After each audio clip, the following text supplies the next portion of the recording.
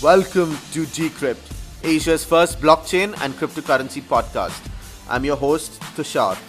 Each week, we take a deep dive into the Asian blockchain scene with investors, technologists, and industry insiders. Go to decrypt.asia to subscribe to our newsletter and follow us on Facebook, Twitter, LinkedIn, and Telegram to join in the discussions. Hi, guys. Today, we have the two most fascinating people I've come across in my journey in this industry on the show. Our first guest is See Eun, who was into breakdancing and danced professionally for more than 10 years. He served in the military, curated and wrote for a hip hop blog, and led hip hop education efforts before the Bitcoin bug bit him. He started the Blockchainers, the first blockchain/cryptocurrency YouTube channel in Korea with his co-host Young Hoon, who's the other guest on the show.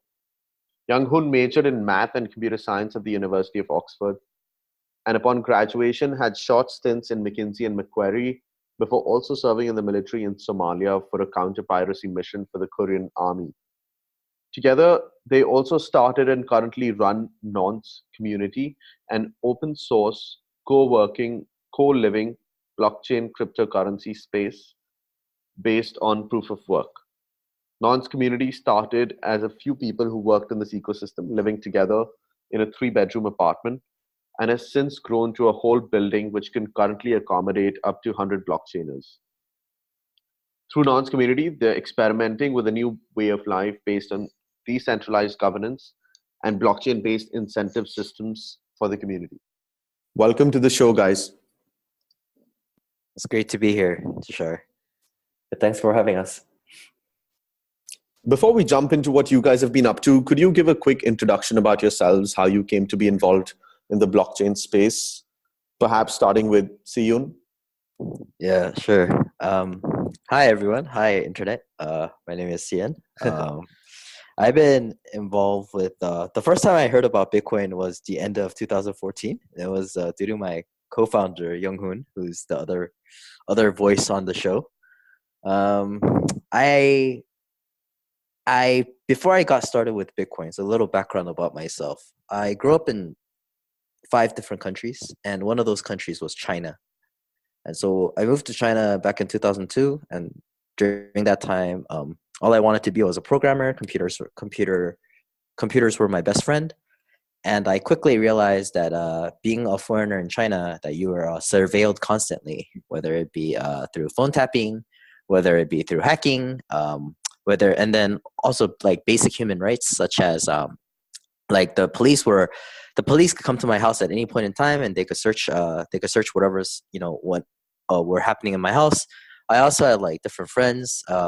These friends were obviously like they're in China for like quote unquote the wrong purposes, but they I saw some parents of my friends like kidnapped to North Korea, or they were like detained at different parts of China. So I started to have a very strong dislike of police states in general. And by the way, I'm not Chinese. And then fast forward a couple of years, I stopped coding because it was very turbulent time in my life. And instead I started dancing.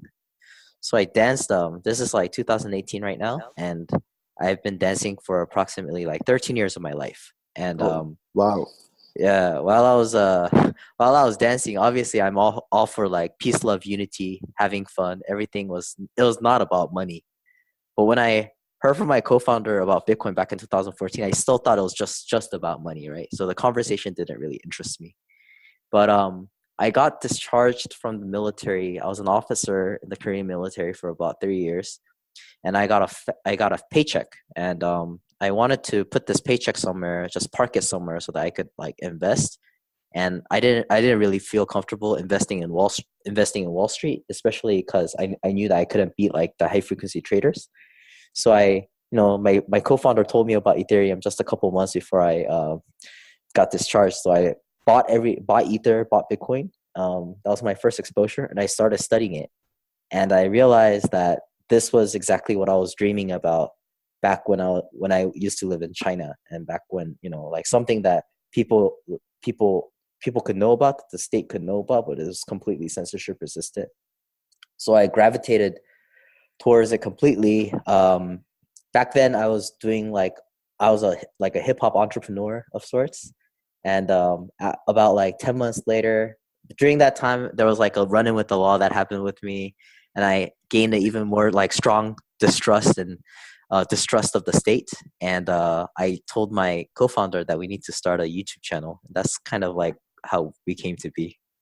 And sorry, and so I mean, before we go to Young Hoon, I'm just fascinated by your background. So, the YouTube channel, was that to do with hip hop, or was that to do with crypto? Oh yeah, so yeah, we started the first Korean blockchain crypto related YouTube channel called The Blockchainers in March of 2017. Right. And what were you doing as a hip hop entrepreneur? Were you dancing or? Oh sure. So yeah, 2 years after I started dancing, I was already traveling to different states for competitions, for shows. I was doing like workshops, busking in the middle of the street. I was doing all that, and I was like people say you got it made when you're making money off of what you love, and so I was doing that. But then after the military, when I came back, I was more interested in how it might be possible for artists to make a steady income. So I'm not trying to make a lot of my artist friends are struggling, especially in Korea. They're struggling to make about like 400. They're making like $400 to $700 a month, and I wanted to like really help them and help them make like about maybe like $1,500 a month USD. And so I wanted to leverage social media. So we are creating a lot of different types of content. We are also like very focused on like hip hop education, which is like unlike just opening a dance school or like a rap school or like an art school, like a graffiti school or DJ school. We wanted to present it in like its purest form, meaning like, hip hop is at the end of the day as a culture. So there are all these different elements to it. So we were looking and exploring ways in which you can package these different elements, and you can have like children or people who want to learn about this, like really get the immersive experience. There's only about, even now, there's only like 5 or 6 places in the world that does that. And I was trying to do it in this tiny city in Korea called Busan. Amazing. I mean, that is just so fascinating. And Young Hoon, could you give us a quick introduction about yourself as well, and talk about how you came to be involved in the space? Right. Hey guys, my name is Young Hoon. Actually, my background is less interesting compared to Seun's. So yeah, I started sort of like, my life is kind of boring because like I started studying mathematics when I was really young. So that was like when I was 10 or something. It's like really like just like studying math. So me and my brother, we studied math for quite a few years. And then yeah, just like a typical Korean, we just went into the high school, university. So I actually went to the UK to study maths and computer science at the University of Oxford. So upon the graduation, I actually went into the military. It's like to serve in the Korean Navy. So I was like serving in the same base as Seun's. So basically in Korea, because of North Korea, the military service is mandatory. So as an officer, you need to serve for like 3 years. So while in the military, I got really fascinated by Bitcoin. That was back in like 2014, right? Because my friend told me about Bitcoin. I was like immediately fascinated, but like not because I haven't bought my Bitcoin 2 years after I first knew about Bitcoin. So I was more interested in sort of in a pure sort of academic sense, because like just like everybody else who got into Bitcoin at that point of time, I really was fascinated by the fundamental questions that Bitcoin asks, right? So it's like, what is money, right? What are the nature of the relations between an individual and the state or any centralized as an entity, right? So I think blockchain is sort of like, I just kind of like felt the blockchain as not just a technology per se, but more of a social sort of like building block and kind of like institutional technology. So that's why I got interested. I started mining. And we try to build our own miner using like different sort of like oil cooling system, which is turned out to be really futile because compared to China, the labor cost and sort of like electricity cost is much higher in Korea. So it just like doesn't make sense for us to kind of like compete against Chinese like manufacturers. So yeah, I did mining for like from 2016 for about a year. And then as Xian told you, like, yeah, we started a YouTube channel back in like March 2017. So yeah, just like here we are. Yeah, I guess it's been a ride. Yeah, certainly. All right, so what is Nonce Community? Nonce is basically it's a blockchain community basically. So when we actually first started Nonce, it was like, as we kind of like are doing blockchain and then producing content on YouTube and distributing it for free. So we actually became a true believer in open source. And we kind of ask each other, like, why don't we leave our life open source? And just like, if blockchain is permissionless, why don't we like be permissionless, right? And then just invite anybody who's interested in blockchain to study together and to like share the life philosophy of some sort, right? Blockchain is not just about just like reducing the cost of like financial sort of like services. It's more of it's like yeah, it's more of it's about individual self-sovereignty and like freedom and changing nature of the relations between of social interactions, right? So I mean, we just want to sort of like realize that vision in our real life. So I think blockchain is a very revolutionary technology, and then we just thought that we need a sort of like revolutionary way of living. So yeah, we just like try to be, sort of like try different way of life by being maximally sort of like permissionless and just like radically open. So that's how Nonce Community got started. So we rent out sort of like 3-bedroom apartment. So I started inviting anybody. So yeah, so it grew bigger and bigger. So by after a month, we are moving into a new building. So it's a whole building which can accommodate up to like 100 people. So we're currently building a blockchain co-living working space for like more than 100 people, right? So we just like try to test that out and try sort of like decentralized governance model for the community and all this stuff. Yeah. I mean, you touched upon a couple of very interesting points, which I'm going to try and dig into. But I'm just curious before I dig into all of those things, I'm just curious to find out, like, when you rented the 3-bedroom apartment, who were the people that were staying there? What was the environment like? You mentioned that, it was sort of a life choice. It was permissionless living. So how I guess people would find out about you guys and then try and live there. So how would things work, especially when it started? Sure. I'll go ahead and answer that question. Yeah, when we started, even when we started with the YouTube channel, crypto was still weird. So I think there were a lot of people in Korea. I mean, in Asia in general, people tend to be more respectful of the government. I guess that's the good way of putting it. Another way of putting it is the bad way is subservient. And so yeah, we don't have a lot of like libertarian or crypto anarchist people, right? Like those people with that kind of slant doesn't really I don't think Asians are just like, the propensity of Asians just aren't that way, especially if you're like Far East Asian or something. And so everybody who was doing Bitcoin, Ethereum, who was into crypto, it was still very, very weird. So we started getting ridiculous amounts of email from everyone. Our viewership, actually, we met a lot of our viewers. So it would go down as low as 9 years old, and it would go up as high as like 72. Right. So all these like different viewers of ours just started contacting us, and like they were putting YouTube comments, and I was answering every single comment back. We were also answering all of these emails. And once we got the place, like people just started visiting us. So before then, we lived in 2 different cities, and for a very short period, we were living in one house right outside of Seoul. So it just was not a great place for people to visit us. But after we got a place, like the word got out, and just so all these people started coming. A couple of our friends who knew we were into crypto, they left their jobs, or they stopped what they were doing, and they moved in and lived with us. People with like very strong entrepreneurial tendencies, developers, researchers, engineers, they just started coming and hanging out. And that's really how everything started. yeah, it's like how I heard it described. A lot of people from San Francisco and Silicon Valley, when they entered the house, they're like, "Wow, yeah, this is exactly how a startup should be." So it's one of those hacker houses at the current moment. Yeah.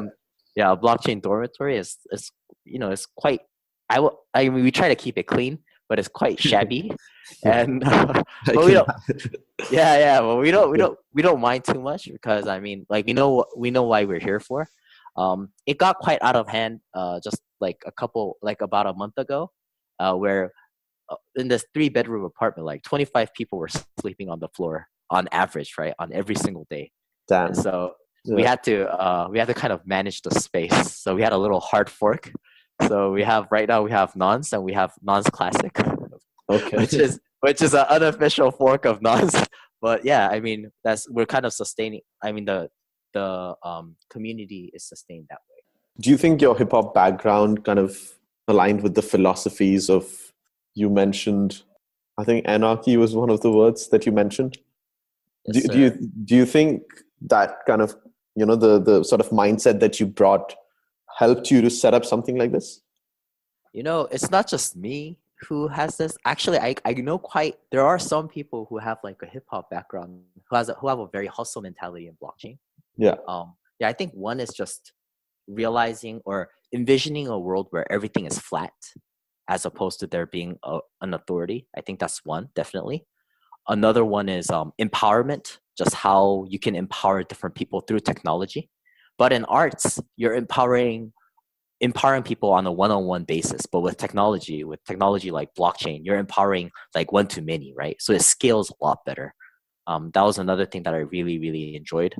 Another thing, the final thing I think I really enjoyed is knowledge of self. So, this is something that's talked about a lot in like 90s hip hop, but it deals with just like what Young says, the core questions, right? What is money? What is my relationship to the state? What is my relationship to my peers? So I was already very much into that. So it was just this, everything about blockchain and crypto, it was just a natural extension of it. And like I said, even before that, even when I was programming, like I love like everything about hackers, everything about cybersecurity, cyber wars. Like that was my jam. So it was a very natural fit. Right. So one of the things that you mentioned was about decentralized governance in this building, which can house up to 100 people. So how does it work today? Like, can anyone come in, join the community, start living there, start working there? Yes, but initially we started as like permissionless co-living working space, based on proof of work. So that means like we make the house like permissionless, so anybody can come. But like to stay here for a long period of time, you gotta do some proof of work. That can be in like different forms. Like you can make a presentation on like blockchain core protocols. You can create content. You can connect people with others, right? So you can actually, we try to be maximally flexible in terms of like defining the proof of work. So as long as you kind of like explicitly contribute to the community, you can actually stay here. Stay here. But like the thing is, we don't want to be the sole authority that kind of like who actually determines the proof of work.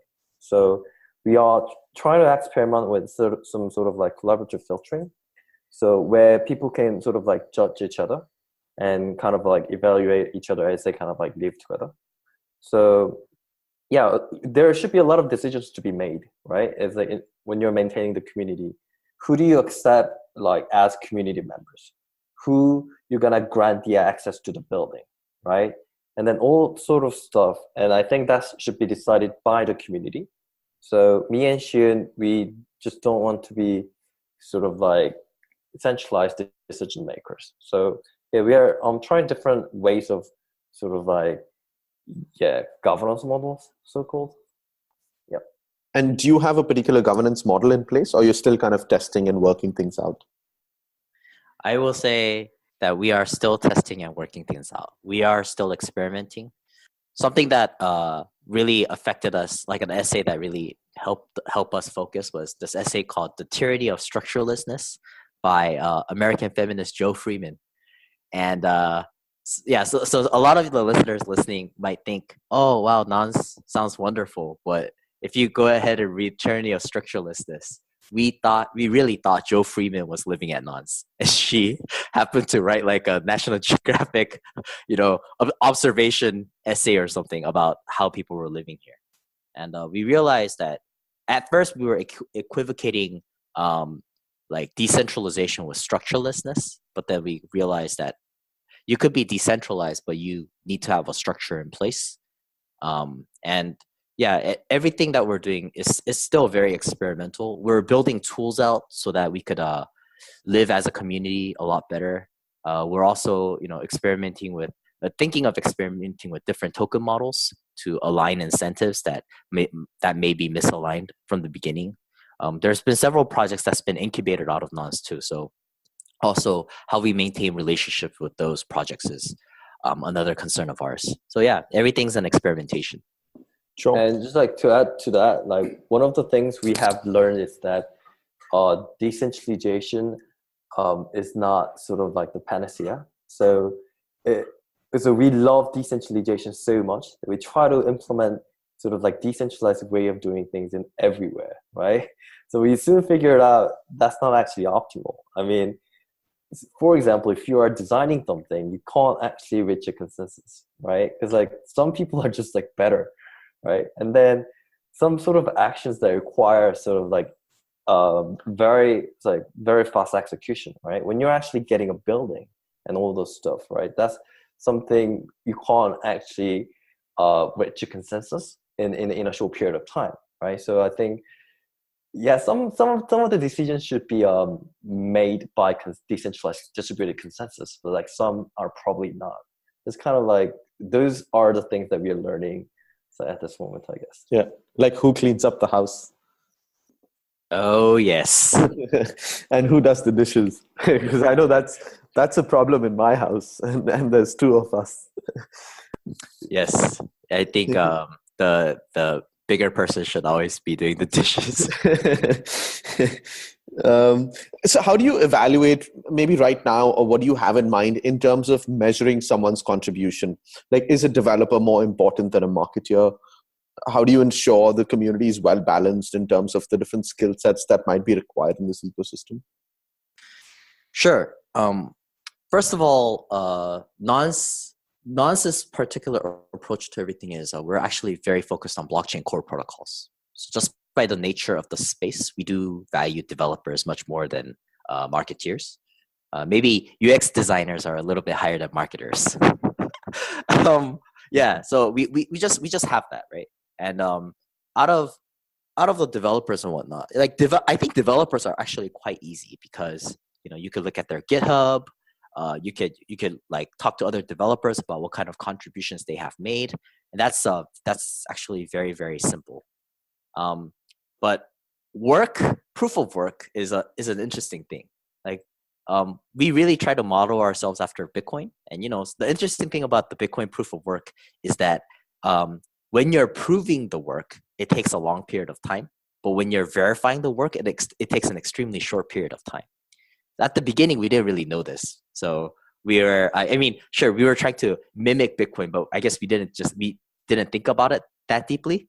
So we were asking ourselves a lot of questions about what is work. So like you said, is it cooking? Is it doing the dishes? Can you measure that? How can you be sure that somebody has executed on that? How do you even verify that? And for us, like we thought our contribution was, because we really wanted accelerated learning in terms of blockchain. We really wanted people to share what they had, the different researches that they were doing, or different articles or maybe talks they had, and aggregate that and then to share it with the community. That's how we started as a YouTube channel. So we naturally thought, oh, that's what everybody would do. But we soon figured out that's not the case. In some cases, like some developers, right? They want to contribute to open source projects, and they're not necessarily the best communicators. Maybe like in terms of presenting slides or something. So yeah, I mean, I think right now it's more of they say that no matter how good AI gets for a while, the human brain actually processes a lot of data, and we can intuit a lot of things. So we do intuitively, we do know what the problems in the community is, or what kind of problems what kind of issues the community has at hand. So we try to pick people, or we try to match people to those problems and help them contribute in that sense. Interesting. So from what I understand, you guys focus on different verticals in terms of your contribution as a community to the crypto and blockchain ecosystem.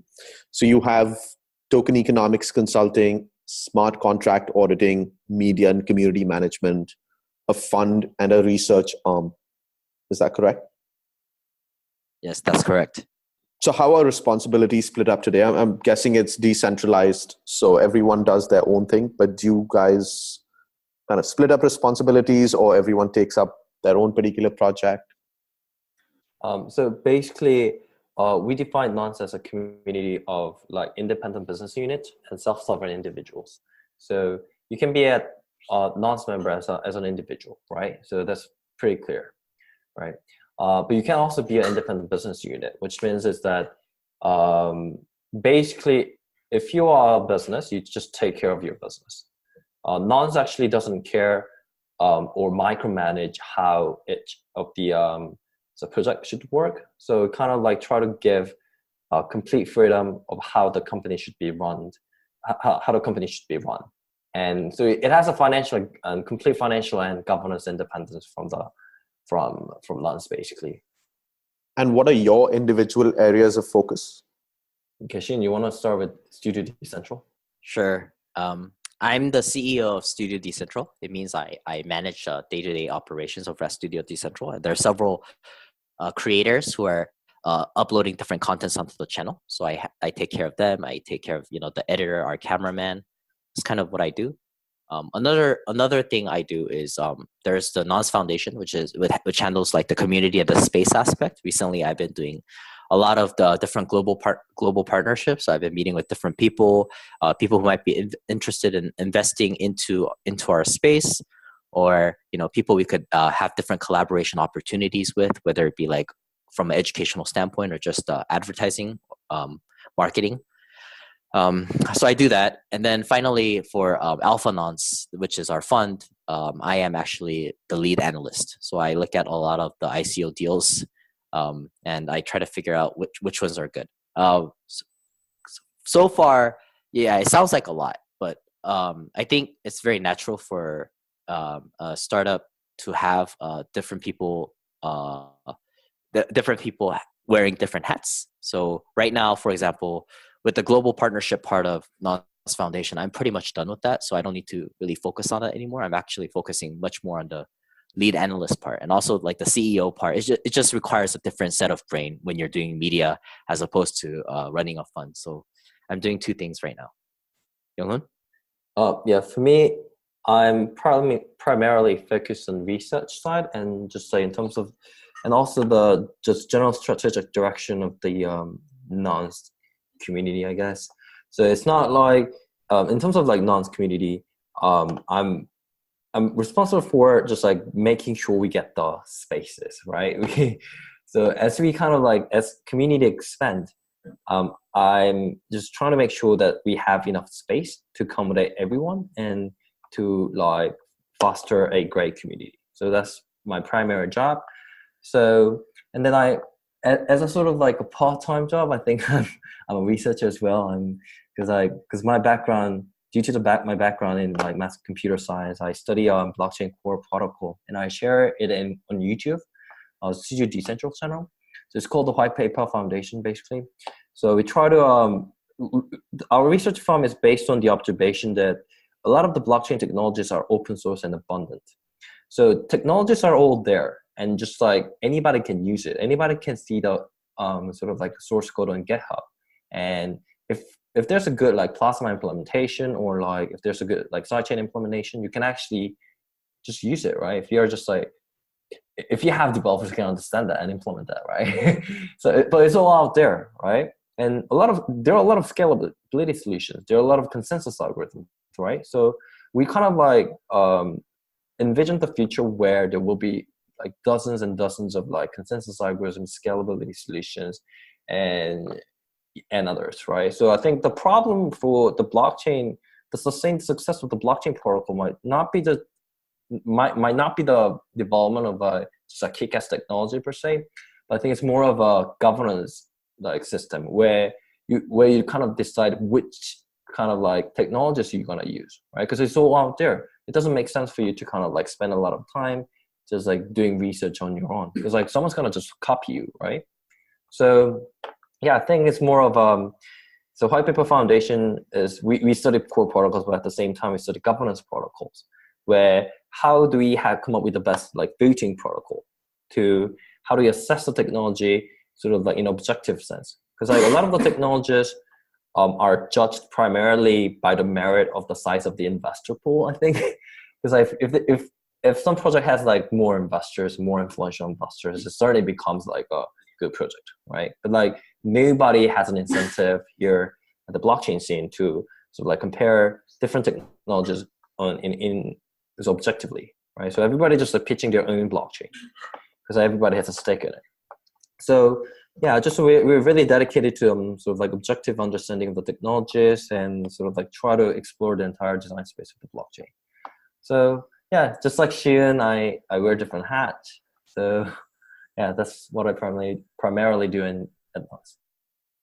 All right. So as we progress through the interview, I guess, do you guys think it would make sense to kind of focus on the individual verticals that you take care of? We can kind of talk about the media and community management arm, the fund, and then move on to the research aspect that Young Hoon is taking care of.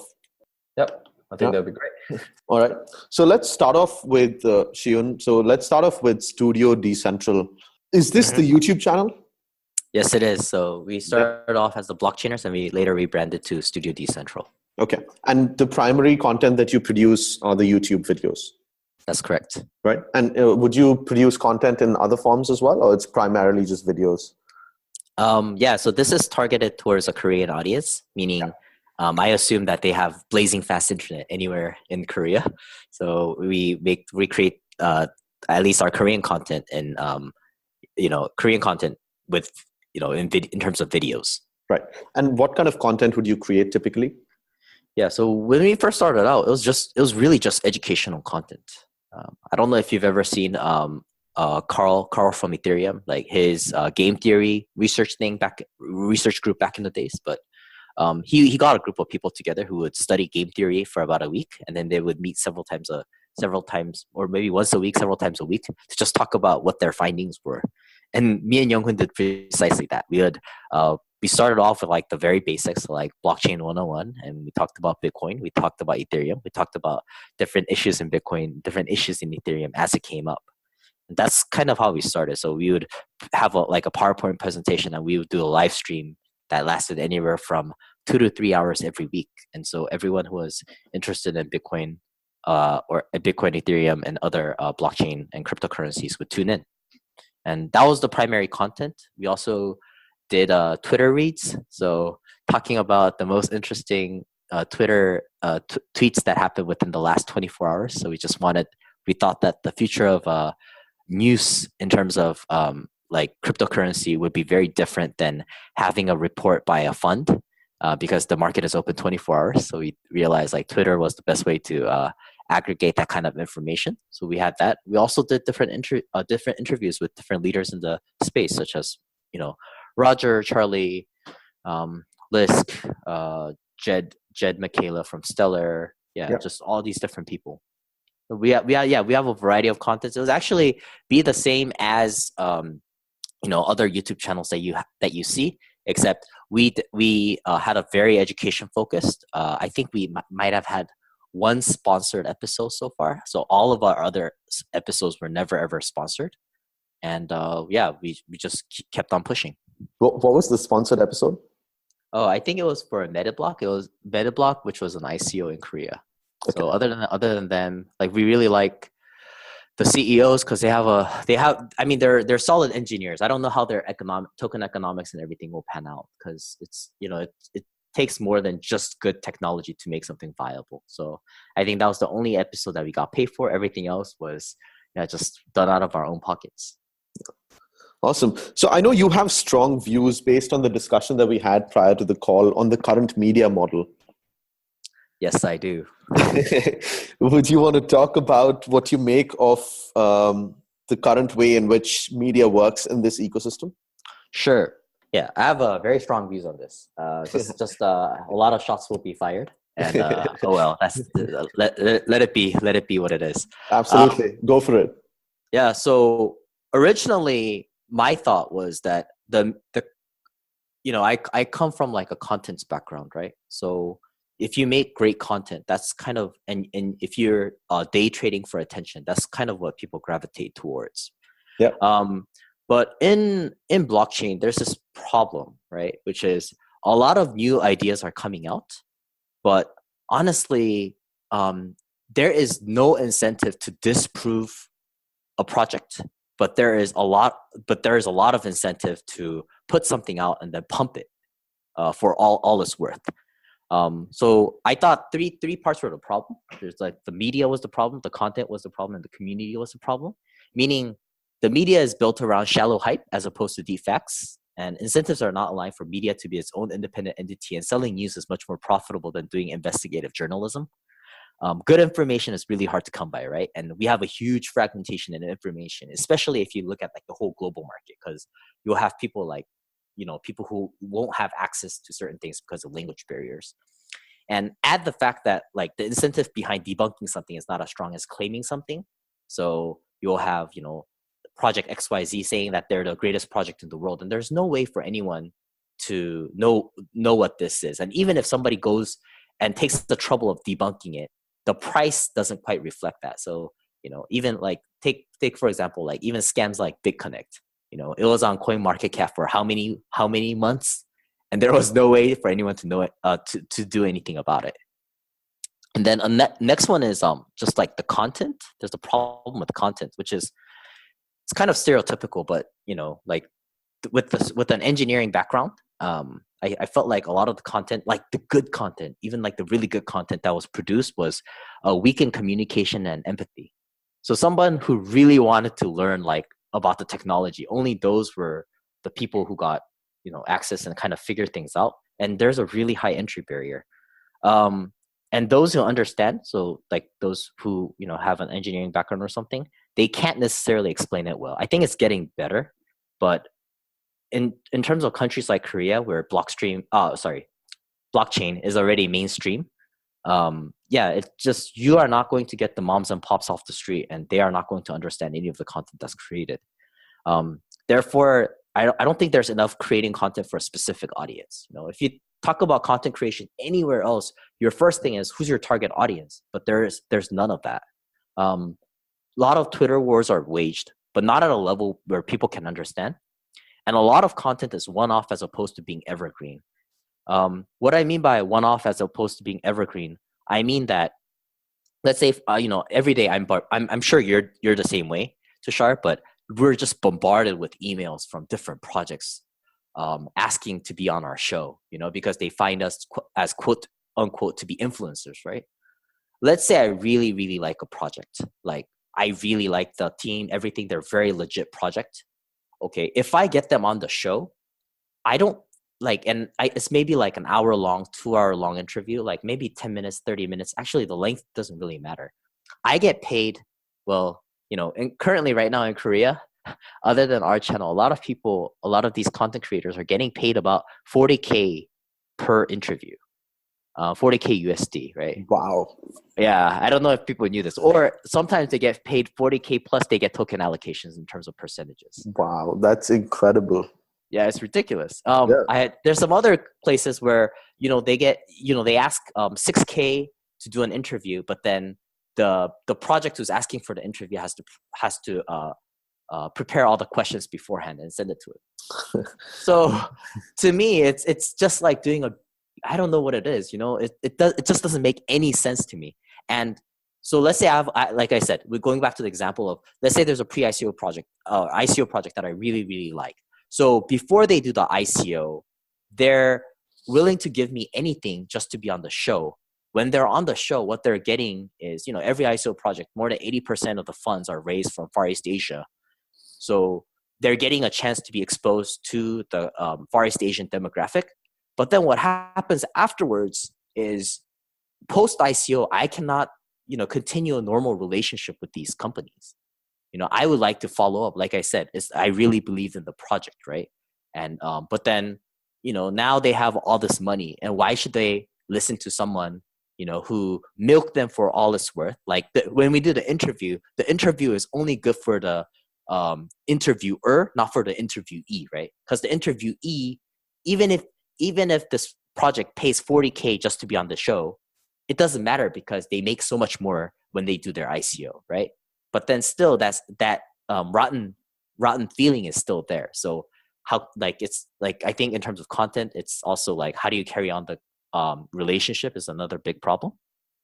And then finally, I think community is an issue, meaning there are fans, but I don't think there's a real community. It's not just the problem isn't just pump and dump Telegram groups or pools, but there are not enough competent workers in the blockchain ecosystem, and the problem is amplified by blockchain competing with other tech fields for talent, right?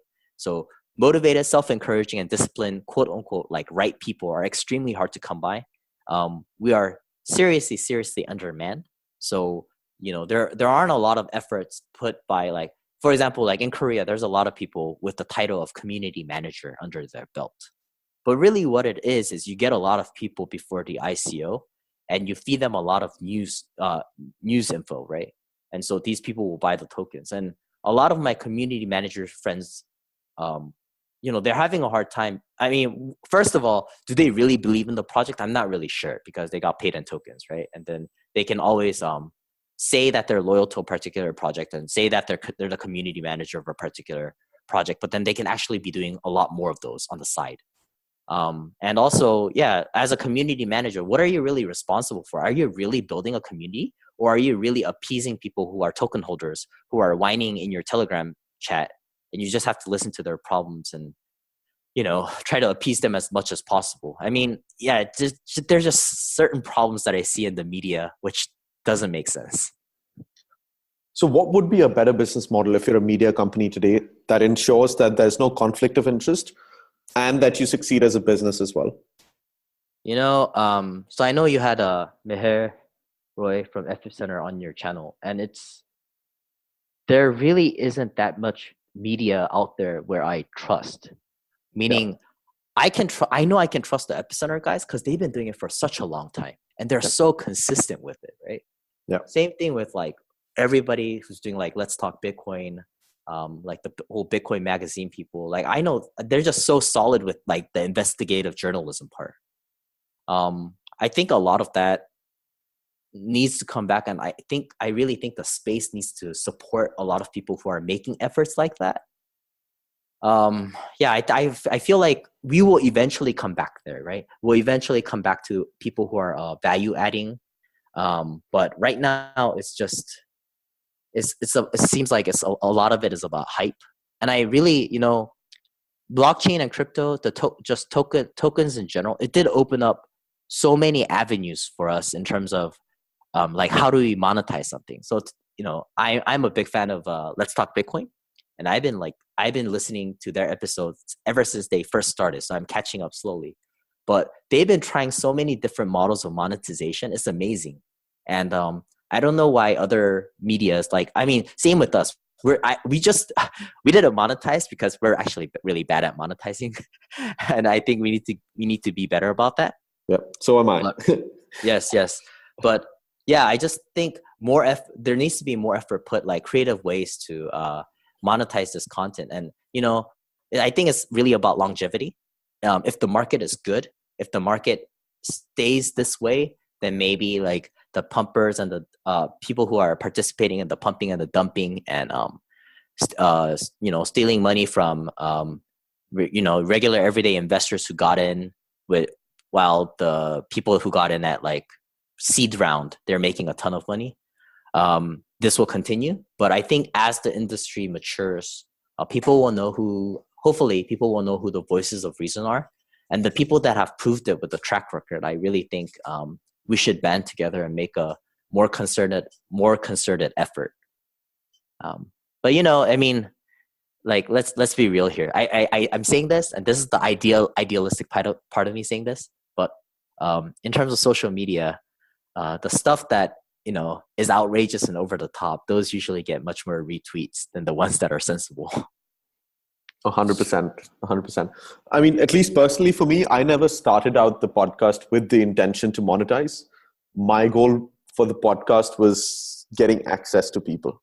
Like, I would have never been able to speak to you, I think, if it wasn't for the podcast, right? Mm-hmm. So, like, I'm just grateful that I get connected to so many interesting people because I have this small media platform that I've created. So that's my thought process. Mm-hmm. Yeah, I believe it. So yeah, I think content, whether it be people like Tim Ferriss or Joe Rogan, right? They've done it for years, and they just did it because they loved it. Yeah. And eventually they got to the point where they can monetize. But with this inflow of like crypto YouTubers, crypto media. So in Korea, actually, out of the three most booming crypto businesses in Korea are actually funds, media, and funds, media, and marketing, right? So these people I don't think they're really adding value to the community. And when I'm saying this, I'm saying this for myself to hear as well, because I think there's a way for media to really bring value to the community. And I think there's a way for media to really just rape the community for all it's worth. And why does Korea have these? Well, because the entry to barrier is so low. You just set up a website, you just start translating certain news feeds that's out there, and all of a sudden you're a professional. And we're seeing that a lot happening around us. I mean, I think they just started with a different intent. So I'll say, I'll say what my 2 cents about them, but at the end of the day, I gotta work harder, right? Can't really knock somebody for their hustle. Yeah. Well, you've been dropping some Gary V terms. I heard day trading attention, the hustle. I mean, are you a fan? Yes, Gary, big Gary V fan. I mean, but even before that, like it's like the hip hop hustle mentality. Sure. Yeah, I think Gary brings a lot of the hip hop mentality with him also. Like I think he personally has been kind of influenced by that as well in terms of how he grew up. But huge fan as well. Like one of the main reasons this podcast exists is because of him. I think it's so funny that we're talking about Gary Vee on a crypto podcast. This is great. I guess that's his impact and reach. Moving on to the fund, could you talk a little bit about the fund? How is it structured? Do you take on external investors? How you make investment decisions? Do you have a particular geography in mind? Sure. We are the fund originally started off as a quant fund, and this is headed by Young Hoon's younger brother, who used to be a banker over at BlackRock. And it was just 5 engineers who got together who really love quant and algorithmic trading. And Young Hoon's younger brother used to intern at Corbett back in around 2015. So they got together. They just wanted something more interesting than the stock market. So they went ahead and created a quant engine, and it's been running since February so far, and we finally have our first 2 strategies. Like one of them is like arbitrage. There's an arb strategy, and then the other one is a market making. We do market making for some projects where we're getting ready to start doing that, but then these are all currency neutral, right? So we wanted another way to expose our portfolio. So me and Young Hoon, we used to invest into ICOs at a personal level, but we wanted to become more organized. So another friend of ours, she recently joined us, and we created the ICO investment fund. I mean, it's ICO, but really at the end of the day, it's just investment. We're willing to trade ICO, get into ICO, get equity, even like IPOs if that's something that's possible, right? And the way we look through these is, we don't focus too much on Korean projects because Korea during the Web 2.0 era, we chose services instead of going for infrastructure. So because of the state that we're in blockchain right now in terms of blockchain protocols, there really aren't that many protocol developers in Korea. So we just don't think it's the right way to do it, right time to do it. And we're also not too interested in reverse ICOs. So I think every fund will say this, but more or less what you'll hear from all funds is, oh yeah, we invest in infrastructure, middleware, and development tools, right? Scalability solutions, privacy solutions, et cetera, et cetera, et cetera. Yeah, I mean, we're doing that too. But something that we're trying to do that's different is, because my partner comes from a financial background, we're trying to look for more financial tools. So currently she's in London. We're working remotely. She'll be back in Korea, but we contact people. We hear about these deals. We do our due diligence on them. The technical due diligence part, actually, white paper, Young Hoon's research arm, that helps us out with the technical due diligence. And the rest of the stuff we kind of figure out on our own, and then we decide whether we're going to go into a project or not. And is it your money? Is it the community's money? Do you allow external investors to come on board? How is the fund structured? Oh yeah. So right now, everything is our money, and then some people from the community who trust us enough. But yeah, I mean, I know there are some funds that are opening up to receive LP money, but for us, it's more about the reputation, right? I mean, you're handling other people's money at the end of the day, and we're still greenhorns. I'm not gonna lie. I think a lot of our successful investments in the past has been because it's more that we've been lucky than that we've had skills. So we're currently like testing out whether it was luck or whether we really had some insight. So we're figuring things out. So I think we'll be working with our money for next couple months, and I think by the end of the year we'll actually receive other people's money. We'll open it up. All right, sounds good. So I've been keeping Young Hoon in the corner and not kind of involving him in the discussion. So I want to kind of move on to the research arm. Young Hoon, could you talk a little bit about what your research arm focuses on? Are there any particular areas of interest at the moment? Oh yeah, it's like the white paper. The name of the research arm is basically white paper. I mean, it's like this came from the crazy idea that I had with See Eun.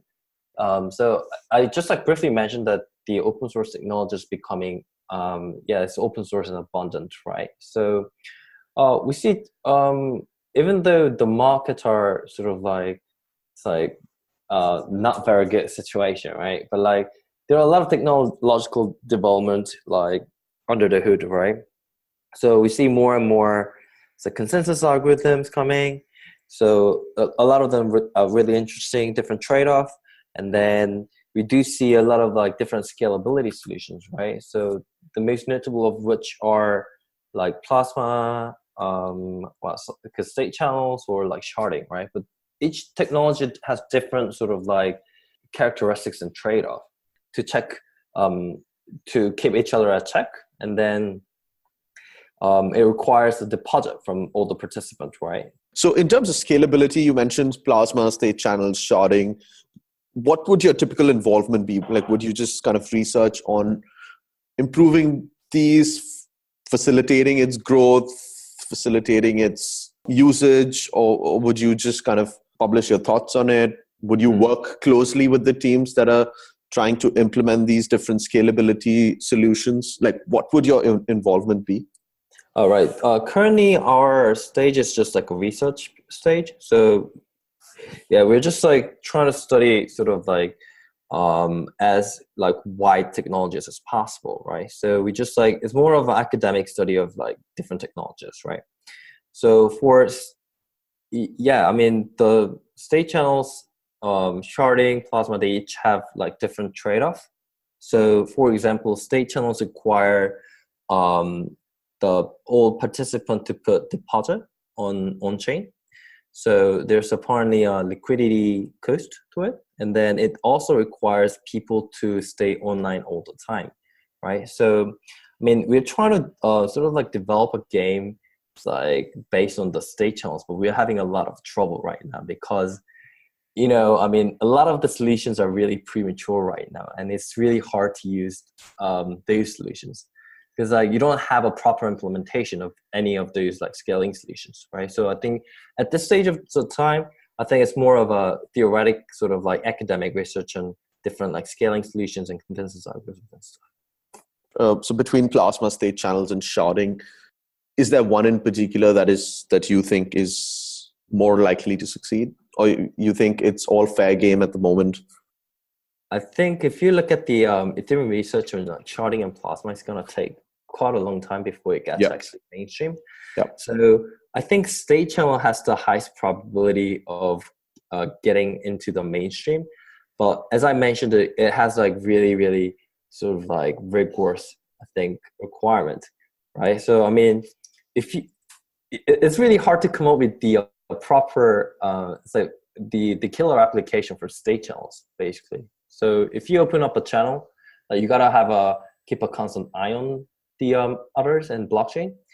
And then you need to put a deposit. You need to solve the routing problems where you kind of like, you sort of like, you don't open the channel with everybody. So you gotta, it should be gone through the intermediary, which kind of like degrade the privacy and sort of like efficiency and stuff, right? So I think, I don't know. I mean, we're trying to find a game application which can actually be which can benefit a lot from the state channels. I think state channels, like it ensures the really, really fast transactions with really low fees. So I think probably some applications that are based on state channels are one of the few sort of like killer applications that we're going to see probably in the near future, I think. But like, it's really hard to find the applications, I think. Yeah. And what do you make of scalability through centralization of block production? It's like EOS, I think. Yeah, I guess. I don't know. Yeah. It's just like, I think as Vitalik kind of said it, but like, it's like, it depends too much on subjective sort of like human coordination. So it reminds me of like, if you see the EOS platform, like it reminds me of like US presidential election, right? Mm-hmm. So block producers are competing to sort of like get attention from the people, right? So what you're actually seeing is that in Korea, there are like 3 to 5 block producer candidates. So they're not in top 21, I think, but they're trying really hard. And what we are seeing actually is that they're really close to each other. And like already they're forming some sort of cartel, right? Even though they're not in top 21, right? So I don't know, it's really political. So it just like, because like the reason we got interested in Bitcoin in the first place is that it sort of like make the whole sort of like system is algorithmic. So it is not under the control of like few parties or centralized authority, right? But like what we are seeing in like those like centralized platform is more of the same repetition of like political sort of like battles or like all that stuff, right? That we are actually seeing day to day, like in our politics, right?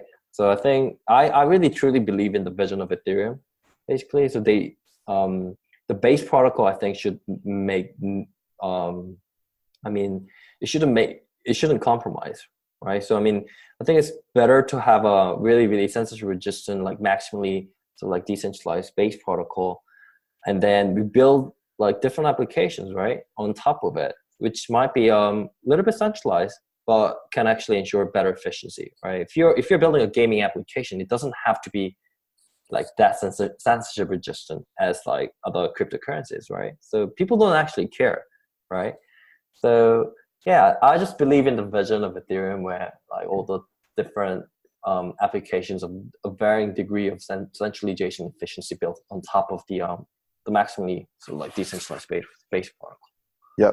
So prior to the call, I was warned by See Eun that you went from being a Bitcoin maximalist to a huge Ethereum fan. So I was kind of expecting you to I guess say the things that you said. But so I'm just curious, what do you make of the move from proof of work to proof of stake and delegated proof of stake consensus projects that are coming up in general? So there's Dfinity, there's Tezos, there's Cosmos. Like, how do you think the space will evolve, and do you have any thoughts on it? Honestly, like I can't actually make a sort of like accurate prediction of the future, I think, because like. But what are your thoughts? Do you have any thoughts? Any views? Yeah, I believe that as I said, I believe that the maximally decentralized base protocol is the way to go. And I think Cardano has a very rigorous academic approach, which is pretty good. And a lot of the interesting research regarding like formal verifications and stuff, they're very interesting as well, right? But like, but at the same time, you have a network effect, right? So I think the Ethereum is the most like developer friendly. And Cardano, I mean, I've read their research papers a lot, but like, I couldn't understand that. I mean, even a lot of like good programmers or developers and like researchers, they have hard time understanding Cardano paper, right? So I think Vitalik in this aspect has done a fantastic job of explaining really, really difficult concept in a slightly less sort of esoteric terms where so some of the programmers or researchers can understand. So I think in terms of like engagement and stuff, I think Ethereum is far ahead. And Right. as I said, like a lot of the technologies are open source, right? And Definity has this very interesting idea of like applying BLS signature to consensus algorithm, right? And then validated selection. But at the same time, like Ethereum can just use it, right? They have a plan to use that, incorporate that into their proof of stake scheme, right? So yeah, at the end of the day, even though other competitors have like good technology and pretty good ones, right?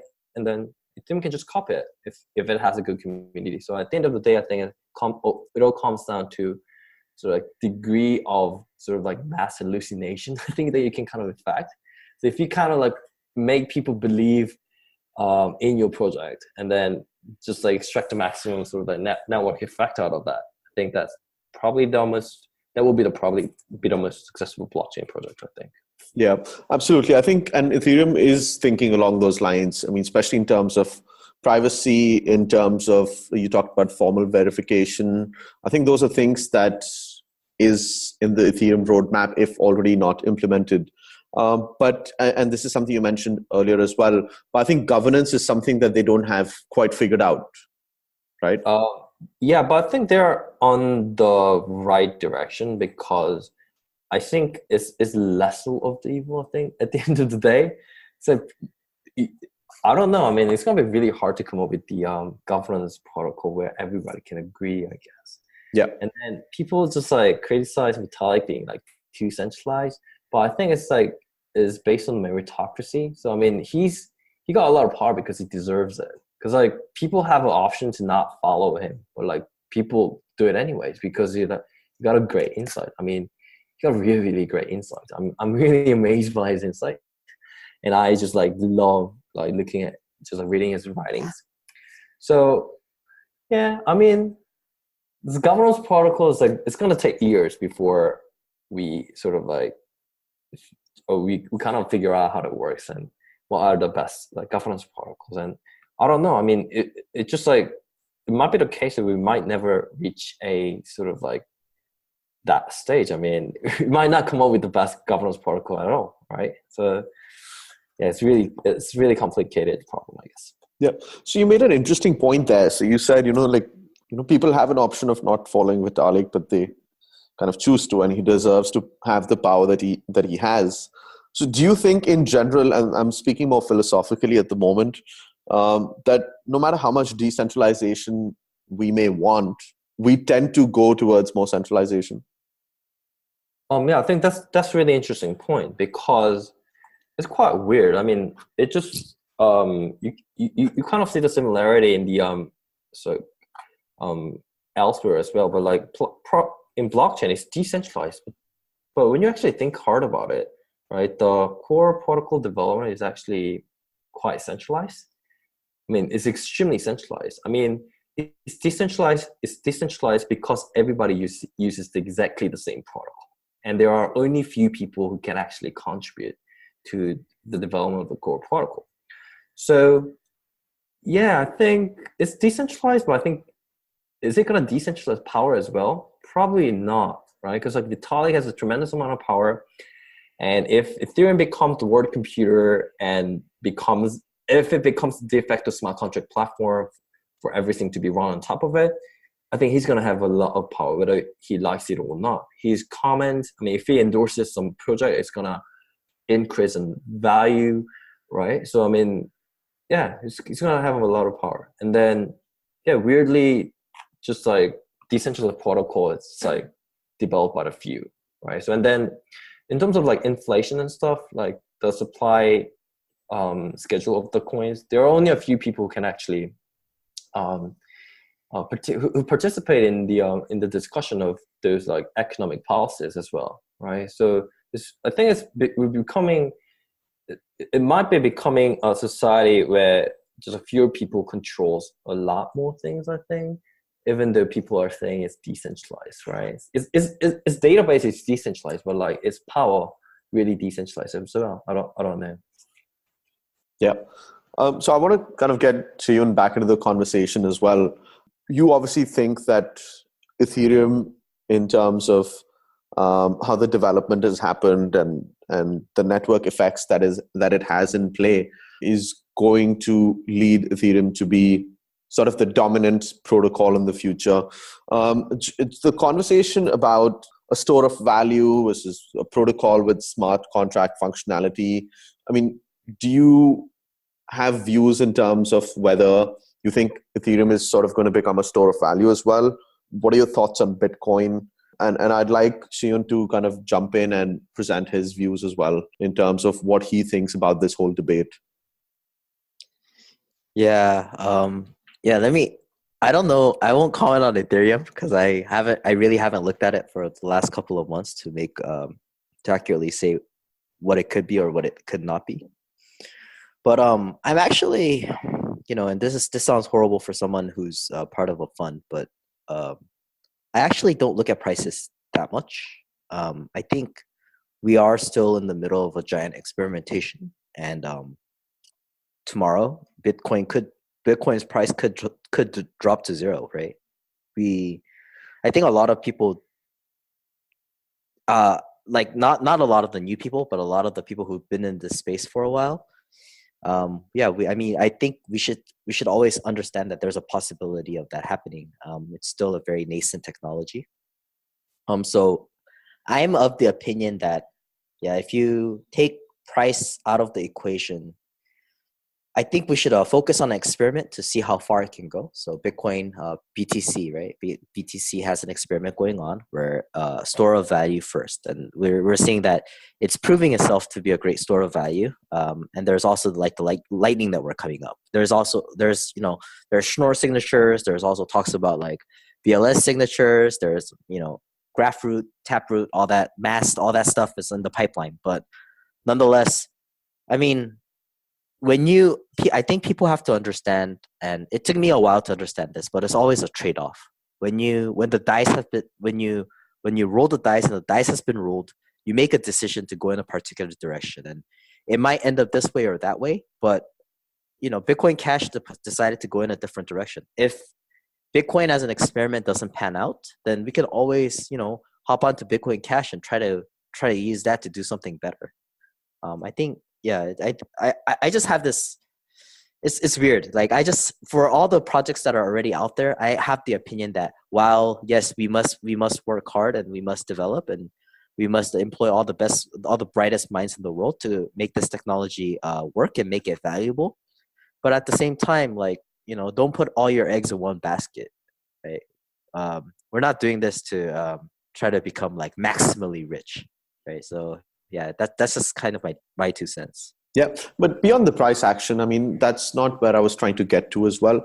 I was just trying to kind of get your views in terms of, I guess there are different sort of use cases, right? I mean, and we've talked about this briefly in the discussion the last couple of minutes. I mean, at least so far, would you agree that Bitcoin has been a pretty decent store of value? Oh, yeah, absolutely. And do you kind of foresee that? Or it's very difficult for you to say whether that's going to be the case, say 2 to 5 to 10 years from now? See, another thing that I think is really funny, or if not interesting, that's happening in the space is I think we're forgetting the fact that this is supposed to be like the internet of money. And depending on which part of the globe I am, the relative value of these things are extremely different, right? So, Andreas Antonopoulos says this a lot, but when he says, this technology, Bitcoin is for the other 6 billion, right? That's referring to the fact that while in a first world country, we can say, yeah, Bitcoin has been an awesome store of value.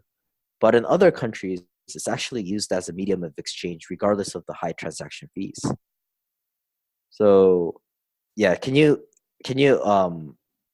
so for me, like, yeah, I mean, me living in a first world country, being the upper 5% of the world, upper 5% of the world population, enjoying a financial system that that nobody, like the other 95%, 90% do not have access to. I think I can say that, yeah, Bitcoin has been a pretty decent store of value. But to somebody that's living in the other side of the world, maybe for them it has been a great medium of exchange. I can't say. Yeah. And Young Hoon, do you have any thoughts on whatever See Eun said in the past couple of minutes? No, not really. I mean, yeah. I mean, okay. I think this is where our different backgrounds come into play. Right. So yeah, I lived in a police state long enough to say censorship resistant currency all the way, right? This is something I find extremely valuable in my life. And this is like, if you have the Bitcoin community, I think a lot of the libertarian, the crypto anarchists, this is something that they find very valuable. The fact that they can live in a parallel monetary universe than the United States dollar. Or if they're living in a oppressive regime, they have a way to get off the financial system. And those people, I think, naturally flock to Bitcoin. While some others, who might not view that as being super valuable, they might flock to a different currency. And that's, to each his own. I think, there's enough room to accommodate all sorts of different tastes and flavors. So broadly speaking, and before we wrap up, is there anything that you would like to share with the audience or talk about, or any views that you might not have had the chance to, that we may not have had the chance to cover over the last sort of 1 hour, 20 minutes that you would want to talk about? do you have anything?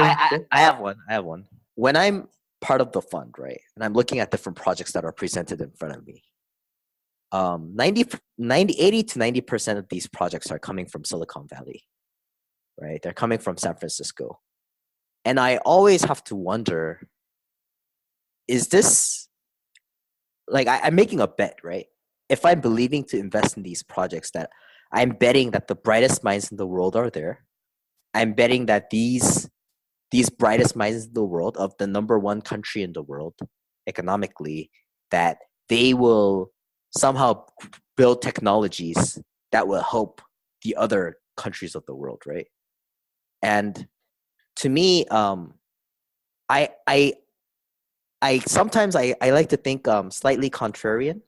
While it might be the case that a huge amount of value is generated from Silicon Valley, I also would like to think that, because thanks to Bitcoin and just the internet of money, thanks to value being able to cross borders freely like it's water, I really think that, you were just talking about use cases, but when we say store of value, or when we say unit of account or medium of exchange, in countries like Africa, they're already using M-Pesa, right? And that's doing the job pretty darn well. I mean, it's not a perfect system, but it's a good enough system to where you're allowing these people to make quantum jumps, and at the same time, these people are able to fully harness these technologies to really improve the environments that's all around them. And in some ways, I think I try my best to focus on the problem and not so much pigeonhole myself into a technology, right? So blockchain is a technology that can solve a particular set of problems, but I think we're trying to make it where it solves a whole slew of problems.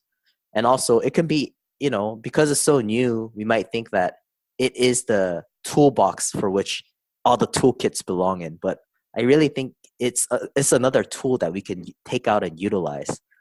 And so, yeah, I'd really want I'm actually planning a tour, a trip later on this year, where I'm visiting different blockchain capitals of the world, but at the same time, I'm trying to visit countries that had really bad inflation, because I want to take my imagination to its limits, right? Because as someone who's living in a who's lived in the first world countries most of his life, there's limitations to how I can envision this technology being used, right?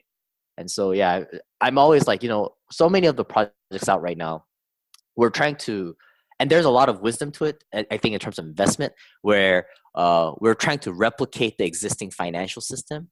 But on the other hand, the ones that have a really great delta is something that we haven't seen before, something that's made possible particularly through this technology, or that gets a huge gets a huge overhaul because of this technology. And those are kind of the things that I'm focusing on. So I don't see a lot of people doing that. It's one of my humanitarian worker friends kind of told me about this, but when she started working for UNICEF, she was very sick and tired of people sitting or huddling around their little comfortable air conditioned offices talking about, oh, we should go help people out in these devastated countries, without going there and like hearing these people out and really figuring out what the problem is, who the target is before you try and solve the problem. So I hope it's my wish that to me, I'm trying my best to get a greater understanding and insight into the market. So I hope more people I think more and more people are starting to understand that. So I think that's the way that we get better use cases and more viable use cases. Yeah, absolutely. I think, like you said, I think we're blessed to just have the financial freedom to be able to, like you said, you want to go to different blockchain capitals of the world and go to places with bad inflation. I think that in itself is such a privilege, right? Absolutely. Right. I think we're so blessed to have that opportunity and have that freedom to be able to travel freely and, do as we please with our time. Yeah, I didn't think about that, but that's really great. It's really great that you pointed that out. Yeah. All right, guys. Anything else? I just want to mention too, really crazy idea. It's not crazy, but I was thinking about this for quite a long time, because the Seoul here, Korea, is really hot these days. So I can actually feel the global warming, right? So I think I really like the idea of using blockchain to help the help the society where the trust level is not that high.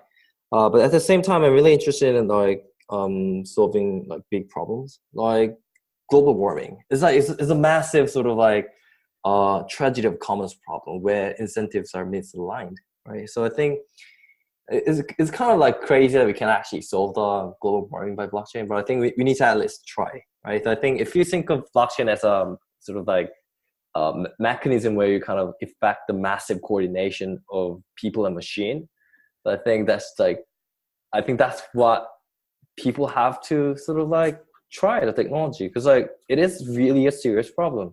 I think I just believe that global warming will be the most serious problem that we're going to face in this world. So, and then a lot of the social problems like gentrifications and stuff, right? So we need a better way of sharing profit and kind of incentivize people, and just and machines as well, because at the end of the day, if you have a better AI, they're going to be very critical part of the our economy as well. So, and then how do you align people and machines incentive to sort of affect the outcome that we want? I think that's just interesting direction that I'm thinking these days. Amazing. I think that's a good note to end the interview. See Eun and Young Hoon, thank you very much for taking the time out to come speak with us. It was a fascinating conversation, and it was great to have you on the show. Thank you, Tushar, for inviting us. And next time you're in Seoul, please swing by Nonce. Absolutely. That's what I've been doing the past few months. I have places to crash all around the world now. Uh-huh. Just to add, we actually in an alliance with different co-working blockchain hubs around the globe. So one of them is Starfish Network over in San Francisco. Another one is HashUp over in Tokyo. We're also in talks with with a co-working space over in Tunisia, right? So just like these blockchain hubs are actually being interconnected, and we're actually I think, yeah, we're actually able to affect change or positivity at a very large scale. So, if you swing by Nonce, we'll introduce you to other people, and then you could also extend your network of places to crash at in the world. Absolutely. I'll make it a point to visit you guys very, very soon. Yes, sir. Thank you so much, guys. Thank you for having us. If you enjoyed this episode, please subscribe to this podcast on iTunes, Google Play, SoundCloud, or wherever you listen to podcasts. Like us on Facebook, Twitter, LinkedIn, and Telegram, and subscribe to our newsletter on decrypt.asia. This is your host, Tushar. Thank you for listening.